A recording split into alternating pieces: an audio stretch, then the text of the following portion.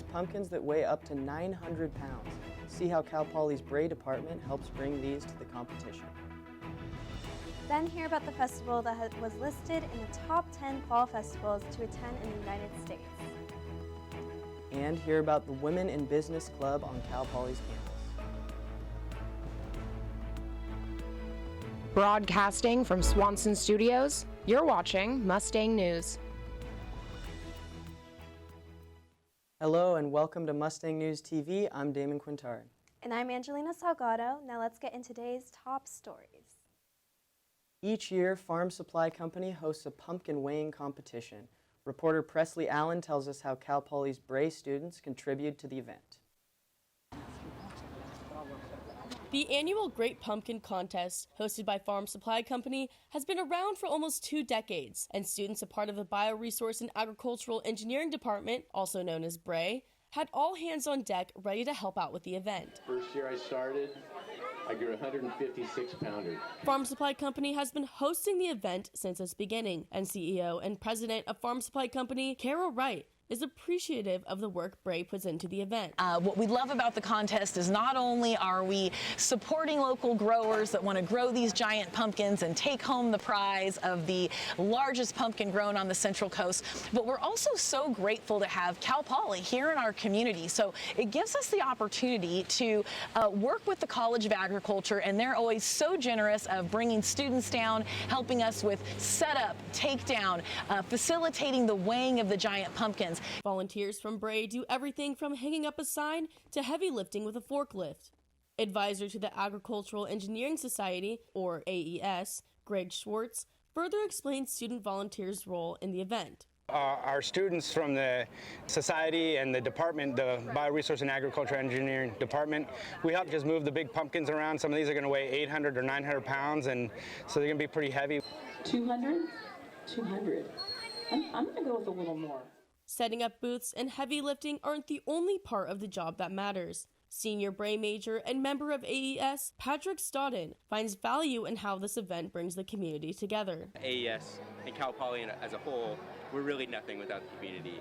And events like this allow us to show appreciation for everything they support monetarily, for in-person time that community members spend with us. And so to give back to the community in that sense is always just one of the finest things that AES can do. Meeting with them, my second year I grew at 433. Presley Allen, Mustang News.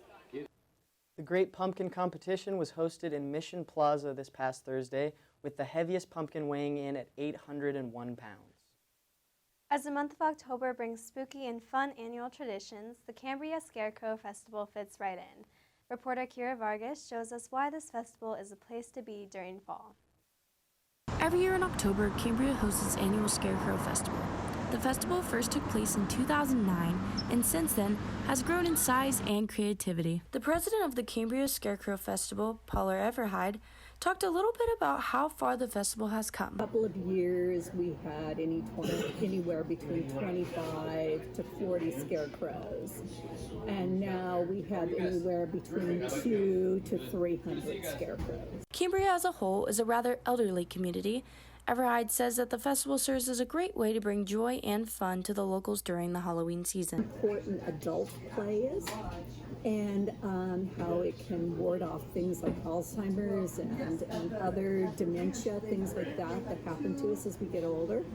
And I think that's one of the reasons that our Scarecrow Festival has evolved so well, is because we have a place where adults can come and play. The festival is all put together and built by local volunteers and artists from around the community. The primary artists that built the scarecrows are referred to as the Dr. Crow Crew. A new addition to the scarecrows this year was the creation of the motion sensors that trigger some of the scarecrows to sing songs by artists such as Dolly Parton, Elton John, Gene Simmons from Kiss, and most famously, the singing horse Mr. Ed. The Cambria Scarecrow Festival even went international this year by having a town in Japan called the Sister Scarecrow Village send one of their very own scarecrows to be featured in the Cambria Festival. Terry Pilot, the Dr. Crow lead, has been an artist volunteering for the festival since 2018 and shows how much she enjoys it. The thing about scarecrows, they don't have to be perfect. The more imperfect they are, the more charming they are. The festival runs until the 31st of October, so you don't want to miss out. I'm Kira Vargas of Mustang News. For more information about the Cambria Scarecrow Festival, you can go to their website at cambriascarecrows.com.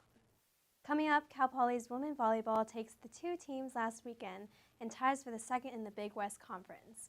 All of this and more after the break.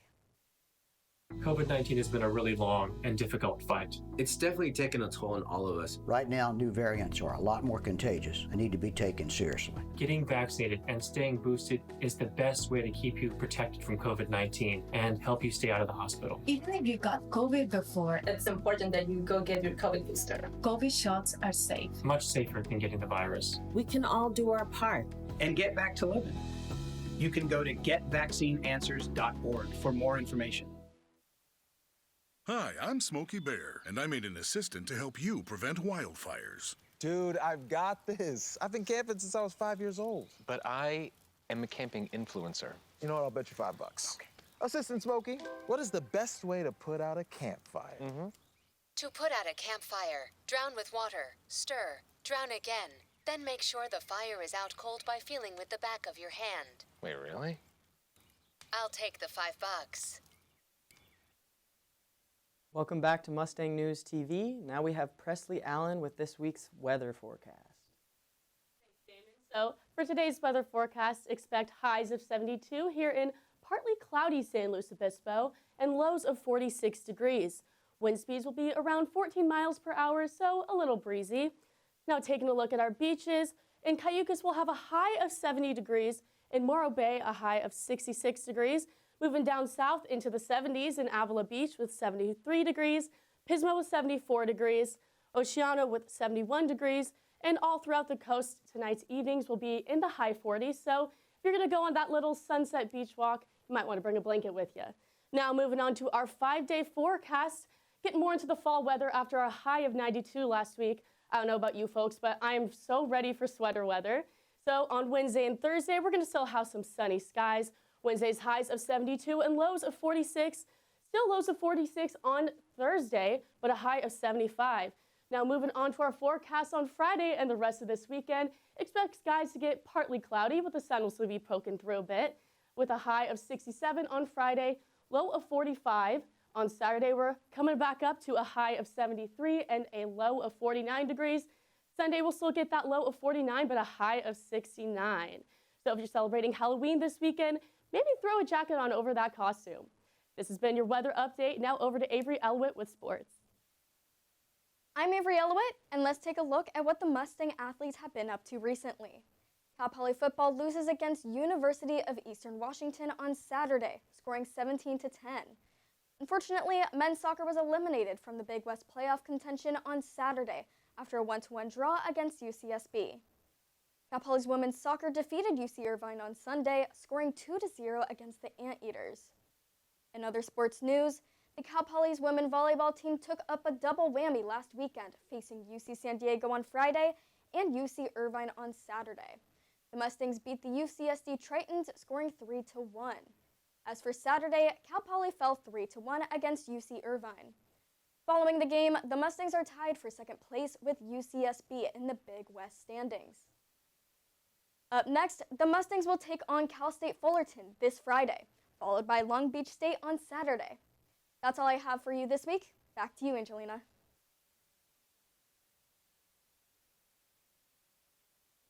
Cal Poly will be introducing the new John Madden Center on campus within the next 2 years. Last week, Cal Poly football fans were excited to hear that a new facility would be built for the team. This could lead to more high-profile recruits choosing to play for Cal Poly. It's such a huge deal. It makes everything significant, I think, in terms of our identity as a football program, our identity as an athletic department. The project has received funding from the Madden family, but more money is still needed for the project to be complete. We need to raise some more money. We're better than 2/3 of the way there to our goal. So we're going to have to be awful aggressive these next few months of 2022 that we're in to get to that point where we're ready to put a shovel in the ground. Madden attended Cal Poly in the 1950s where he received a bachelor's and master's degree. Madden was a linebacker for the football team and played baseball as well. Madden coached the Oakland Raiders from 1969 to 1978, leading them to a Super Bowl and had a 73 overall win percentage there. He then went on to become a successful broadcaster and become the face of the Madden NFL video game franchise.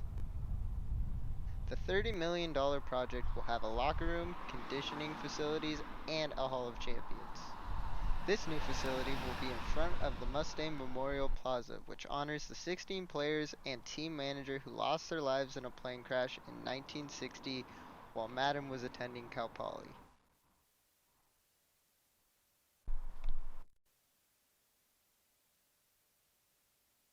The new facility should be done by the end of the year 2024. Now, after the break, reporter Sarah Kate McElroy shows us what it means to be a Cal Poly woman in business. Dear moms and dads, what you have achieved here today is going to help us and our futures. It is why we are coming up on stage to collect your diplomas. You know it's true. Mom, love you always. Everything I do, when you graduate, they graduate. Visit finishyourdiploma.org to find free and supportive adult education centers near you. Do you want to meet a family with a transgender kid? Here we are. Max loves to do backflips. Max loves to play his ukulele. Max loves to just be a kid and just be himself. When I found out I was pregnant, all I really wanted was a happy, healthy, whole child. And that's what I got. I think it's really important for people to know that trans kids don't have a political agenda. They are just kids. Like any parent, we love our kids unconditionally, and we will never stop fighting for them. Stand with us. Protect our families. The Ophelia College of Business on Cal Poly's campus has primarily male students. Reporter Sarah Kate McElroy tells us how the club is breaking the stigma. Within the walls of Orfila College of Business, or OCOB, on Cal Poly's campus, being a woman is the minority. In 2021, only 29.4% of business students enrolled at Cal Poly were female, according to the OCOB enrollment profile. A club on Cal Poly's campus joins students together to break down business stereotypes and create a community for many. Lena Hathaway, president of the Women in Business Club at Cal Poly, shares how the club has motivated her as a student and continues to influence younger students. Women in Business is one of Cal Poly's largest professional organizations here on campus. It has about 300 members each year, and the club is really centered around building, supporting, and empowering women in business and people of all different backgrounds and majors. So what's super cool about the club is it's really all about empowering women to be the best versions of themselves, both personally and professionally. And I feel like it's just been a really great sense of community that I found here on campus. Met a lot of great people, great mentors, and been able to sort of pay it back forward to younger girls as their mentor now. Emily Young, a second-year business student and director of operations for WIB, expressed how her concentration, finance, is male-dominated, and WIB is a great resource that she's glad to have. So through WIB, I've met a lot of girls in finance who I have had in classes and I know I will be taking classes with, and that just created an amazing community and support group. Just so, we know we can rely on each other, and we go to the career fair together, and even though it is so male-dominated, you kind of find that community of women, especially through WIB. So even though we're called Women in Business, we welcome all majors and all gender identities. Women in Business provides a lot of professionalism skills that is useful for everyone, and we have a lot of, we're a huge organization, so we have our own magazine, and we have all these committees, so it's really useful just for anyone who's interested. For Mustang News, I'm Sarah Kate McElroy. To learn more about the Women in Business or to join the club, you can follow their Instagram at CPWIB. Well, that's all for today. Thank you for tuning into Mustang News. I'm Damon Quintard. And I'm Angelina Salgado. We'll see you next time.